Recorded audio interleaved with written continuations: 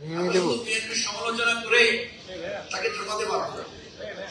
আমাদের সংকটের জায়গায় ঠিক আছে। যেমন আমি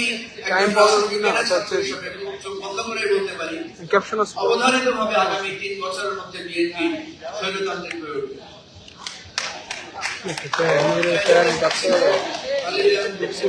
তিনজন বাকি আছে, তিনজনের সিঙ্গেল সিঙ্গেল লাইভ একজন যাবে লাইভ কেটে আবার বিএনপি যদি স্বৈরতান্ত্রিক হয়ে ওঠে তাহলে মঞ্চে আপনারা যাদেরকে আজকে দেখতে পাচ্ছেন তাদেরকে জেলখানায় দেখবেন, এবং ইনক্লুডিং আপনাদের অনেককেও আমি চিনি তাদের স্থান হয়তো জেলখানায় হবে, অথবা কপাল ভালো থাকলে হয়ে যেতে পারে।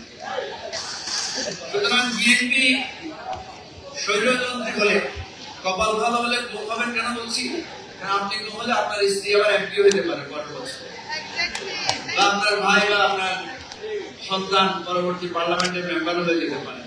কেন হবে বলছি, বিএনপি যে অর্থনৈতিক পলিসিতে বিএনপি হাঁটছে, দেখেন আমরা প্রায় 30 লক্ষ কোটি টাকার একটা ঋণের ভারে জর্জরিত যাচ্ছি।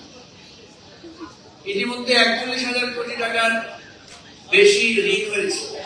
অর্থনৈতিক ব্যবস্থাপনার জায়গায় এই যে দ্রব্যমূল্য বাড়ার একটা আশঙ্কা তৈরি হয়েছে, দ্রব্যমূল্য বাড়বে, বিদ্যুতের সংকট থাকতে হবে, লোডশেডিং হবে, শিক্ষা প্রতিষ্ঠানে মিসম্যানেজমেন্টের কারণে আরো সন্ত্রাসের আশঙ্কা আমরা দেখতে পাচ্ছি।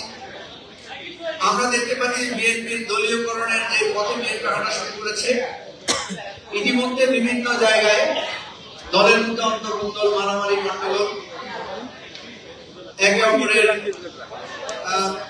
প্রতি হিংসাত্মক মনোভাব, এগুলো তৈরি হলে 2 বছরের মাথা, এখন তো মাত্র 2 মাস গেল, 58 মাস বাকি আছে, আরো অন্তত 8-10 মাস পেরোলে মানুষ হিসাব করবে।